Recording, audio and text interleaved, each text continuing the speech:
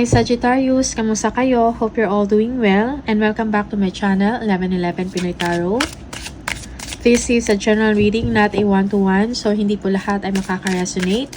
However, you can watch your moon, rising, and Venus placements dahil minsan mas nakaka-resonate kayo doon and nakakakuha kayo ng mga dagdag na mensahe para sa inyo.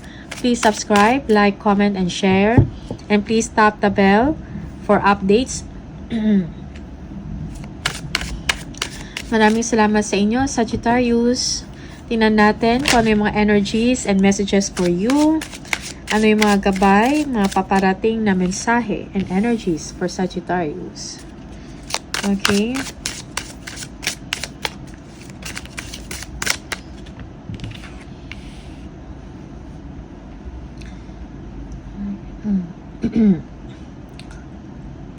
Yeah, for some of you, you are showing strength, no? Katatagan. Okay? Pagdating sa kaperahan, pagdating sa inyong business or sa inyong ginagawa, okay? You are protecting your work for some of you. You are protecting your progress. You are protecting your money. Okay? Tingnan natin. Yeah. A wish come true for you, Sagittarius. Okay? Parang kung meron man kayo mga concerns or mga difficulties sa inyong sitwasyon, sa inyong trabaho, sa inyong ginagawa, okay? That will fade away. Yeah, you are overcoming great pains. Okay? Ma-overcome mo yun, mapagtatagumpayan mo yung mga sufferings and challenges. Okay, honor your commitment. Okay, may mga kailangan kayong tapusin or trabahuin. Okay? Yeah, for some of you, yung iba sa inyo nagtatrabaho about properties. Okay. Real estate, no? In real estate. 8 of Wands. Movement, messages, good news. Okay? Yeah, yung iba sa inyo, delays are over. Kung ano man yung mga delay na yan, okay? Kung meron kayong mga inaantay or na resulta or na progress, okay? Magkakaroon ng movement, Sagittarius. The Devil, merong obsession. Obsession to win. Obsession to succeed. Something like that, okay? For some of you, you are with someone na hindi maganda yung impluensya para sa inyo or hindi nakakabuti para sa inyo. Or some, you are, yeah, merong obsession, no? Over a person. Okay? A past obsession over a past person or an ex or obsession sa isang sitwasyon na gusto nyo mangyari. Okay? But you know you can detach yourself from that if you want to. Okay? Yeah, because you feel you are being trapped. For some of you, you are trapped in a toxic relationship or unhealthy situation. You feel that way. But really, you can get out from that kung talagang gusto mo, no? 5 of Pentacles. Insufficiency of funds, no? Kawalan ng kaperahan or funds. Okay? Yung feeling mo nahirapan ka, okay, sa inyong sitwasyon, most especially sa inyong finances. Okay? Please have the wisdom to ask for help or support. Also, wag mahiya, okay? Be open, be transparent sa inyong sitwasyon. Yeah, for some of you, you are being left out in the cold. Hindi kayo pinapansin ng person na kung saan obsessed ka. Okay? Yeah, you need to move forward, Sagittarius. Okay? Going towards calmer waters. Yung iba sa inyo, merong business trip. Meron kayong pupuntahan. Yeah, you need to move beyond past pains, okay? Yeah, you're moving on.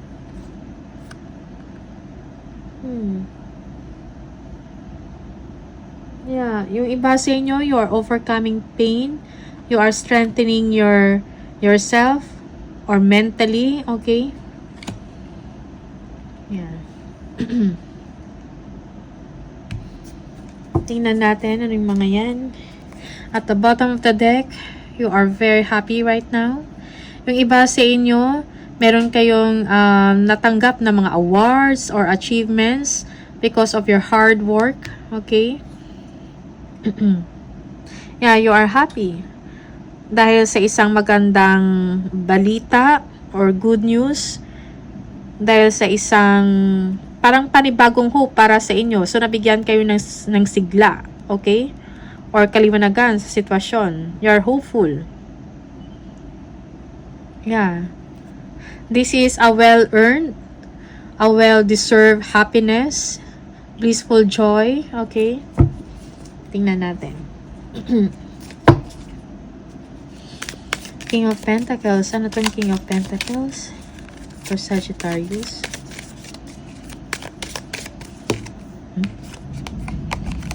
Death.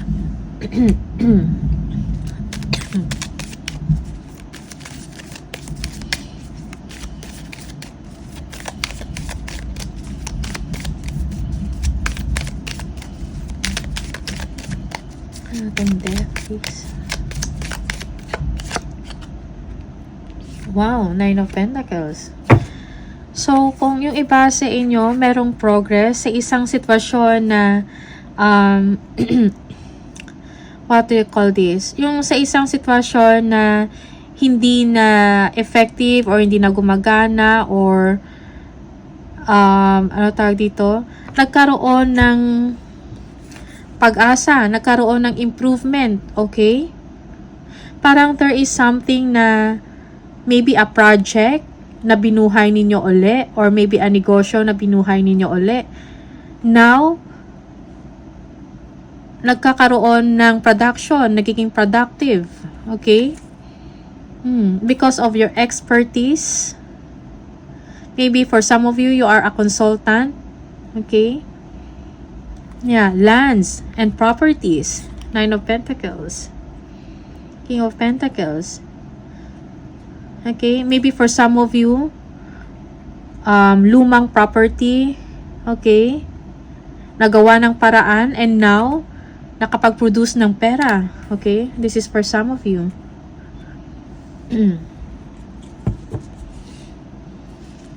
Because of your hard work, because of your skills, your talent, okay, nagawa ninyo ng paraan, at nabuhay muli yung situation or yung project na yan. Okay, nagpo-produce na. Seven of Wands. Tingnan natin.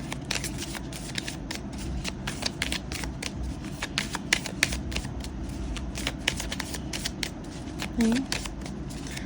Pwede din yan sa trabaho. Maaring sa trabaho to. Okay.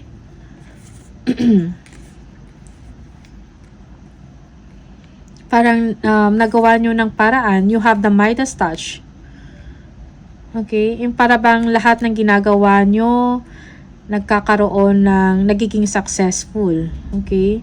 Parang may naayos kayo na isang situation. Project man to, sa trabaho mo to, or this is about properties and land na naibenta nyo. Okay? And you were able to earn from that. Seven of Wands, tingnan natin. Ano to? Seven of Wands. The Chariot. Okay. You are driven. You are driven to succeed. Okay. You are protecting what you have created. Kung ano man yung nagawa ninyo or na-build sa trabaho ninyo, you are protecting that. Okay. And you are motivated to do more. Tingnan natin, the Chariot.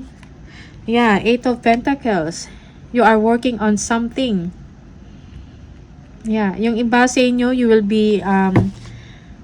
be recognized because of your hard work. Okay, nagkaroon ng victory. Okay, yeah.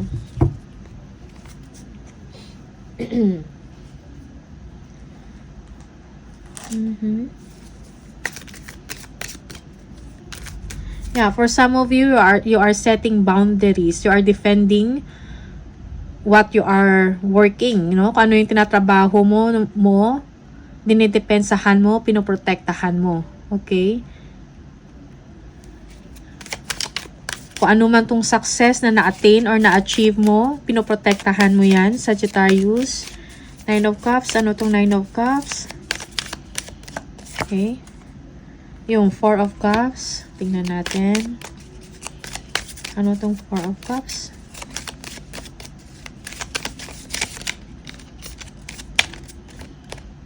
Yeah, Six of Wands. Yeah. Kung ano man to yung opportunity before na parang hindi nabigyan ng pansin. Okay? Nagkaroon, parang naging successful siya. Okay? Nung trinabaho mo or inayos mo, naging maayos, naging successful. And this is something na nakapagbigay sa inyo ng kasiyahan or fulfillment. Okay? Para bang yung concern mo or problema mo nawala, na-fade. Okay? Because maybe kung ano man tong opportunity na binigay sa inyo before at hindi mo binigyan ng pansin or hindi mo binigyan ng interest. Okay? Binigyan mo ng panahon and naging successful siya. Ginawan mo ng paraan. Okay? Trinabaho mo. Okay? And you are victorious. You are being recognized because of your skills and hard work. Okay? Because of your talent.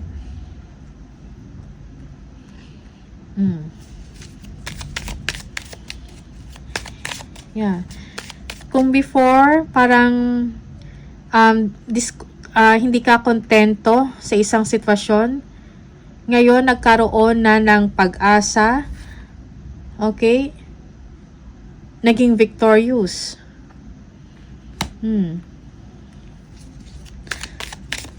Binigyan mo ng pansin, trinabaho mo. Okay?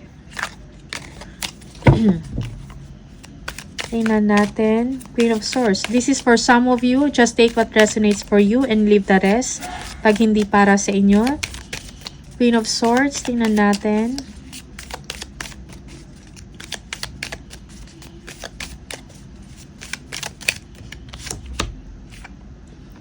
Ten of Cups. You know what you want, Sagittarius. Okay? Parang kung meron ka mang problema dati about sa family mo or sa financial matters, material needs mo, it's like na-overcome mo na yun. You are overcoming pains and challenges. Yes, the Star, you are healing. Yeah.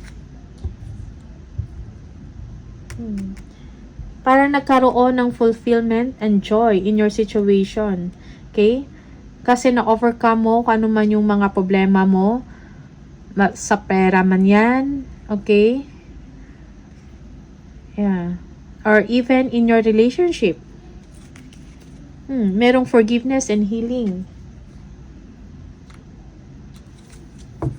Okay.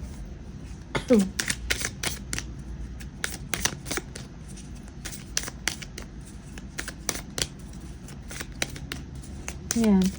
Parang bagong chapter to ng buhay mo ngayon. Okay. Knight of Pentacles, tingnan natin. Yeah, there is someone that will bring good news for you. Sagittarius, ano to? Yeah. Kung ano man yung mga paghihirap mo, okay, kung nahirapan ka, lalo na sa work mo, sa kaperahan, sa business mo, merong someone na magbibigay ng pag-asa or tulong sa inyo when it comes to money. Okay? Tutulong at magbibigay ng solusyon sa problema mo. Parang nabuhayan ka in your situation. Okay? Parang magkakaroon ka ng direksyon. Ten of Wands. Tingnan natin, Ten of Wands. Yeah, sa Three of Pentacles, merong pag-uusap, okay? Nare-recognize yung quality ng work na ginagawa mo.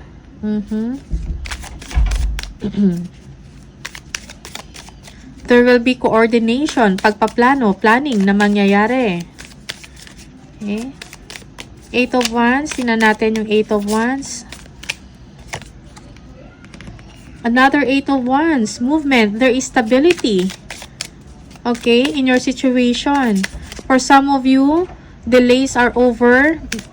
Things happening at once. Eight of Wands. Ano tong Eight of Wands? Yeah, King of Pentacles. Kaperahan. Good news. Okay? May balita kang matatanggap about money, about progress sa inyong ginagawa. Okay? Negosyo man to, or sa project mo. Okay? Nagkakaroon ng development. Magkakaroon ng development or pag-uunlad. The Devil. Tingnan natin. Ano tong The Devil? The Devil. The Moon. Okay, there is, may kailangan kang ayusin when it comes sa sarili mo kasi merong uncertainty. Okay? Parang, yeah, yung iba sa inyo, you are obsessing about negative things. Yeah, nagbibigay sa inyo ng uncertainty about the situation. Merong fears. Yeah, Five of Swords, you are conflicted. Okay? You need to let go kung ano man tong conflict within you.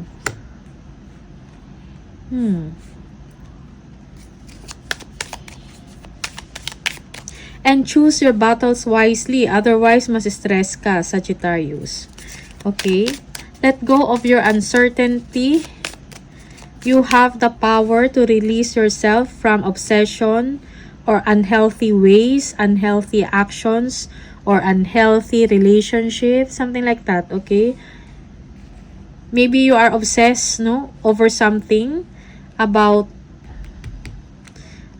progress, about success, about sa money mo, money situation. Okay? Meron kang uncertainty dyan, pero most of the time, sa isip mo lang yan. Okay? You have to believe in yourself. Five of Pentacles. Okay.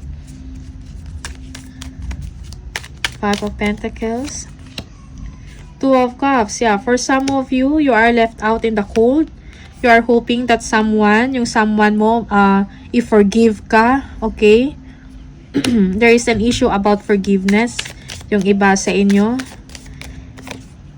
Yeah, the Sun. Gusto mong magkaroon ng kaliwanagan sa inyong sitwasyon, most especially sa inyong buhay, pag-ibig. Okay? There will be, yeah, you feel, parang feeling mo hopeless ka, no? Na walang resolution ng conflict with someone. Okay? But there is light at the end of the tunnel. Kailangan maging pasensya. Okay? Reach out to that person. No?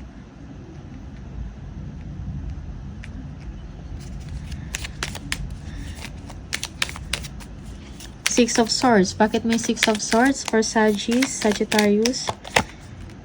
Yeah, the Hangman. Okay? You are just moving on. Yeah, you're not doing anything. Okay? Yeah, for some of you, you are sacrificing now in order to gain success in the future. Okay?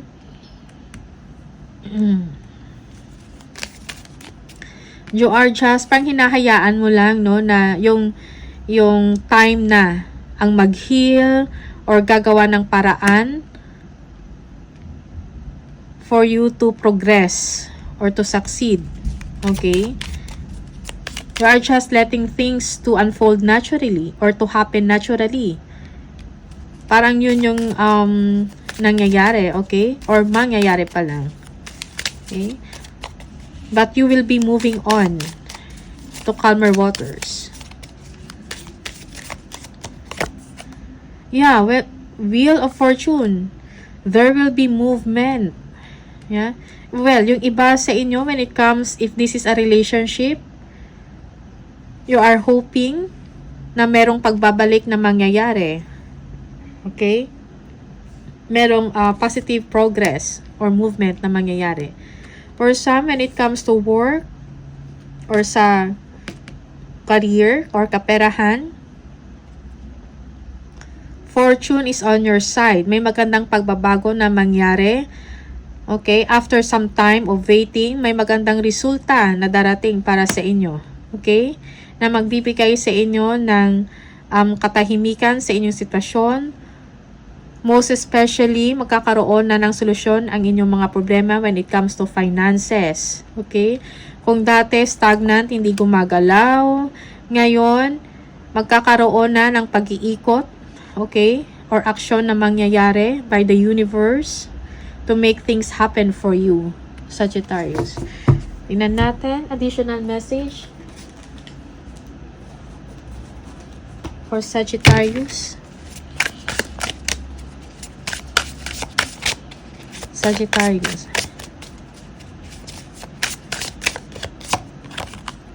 Investments. Investments made will have positive results that will bring prosperity. Invest wisely. Many choices. Opportunities abound when you are in a dilemma.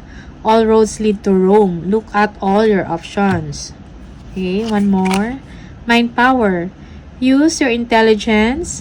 Analyze data, logic, and think rationally. Lead with your mind. Okay? Lead with your mind. Tingnan natin, additional message from the spirit or from the angels. Angel message for Sagittarius or Sagittarius, please. Angel message. Release resentments about money. Yes, the moon system of the world, the money system of the world can seem upsetting. But holding resentments about finances just pushes your abundance away.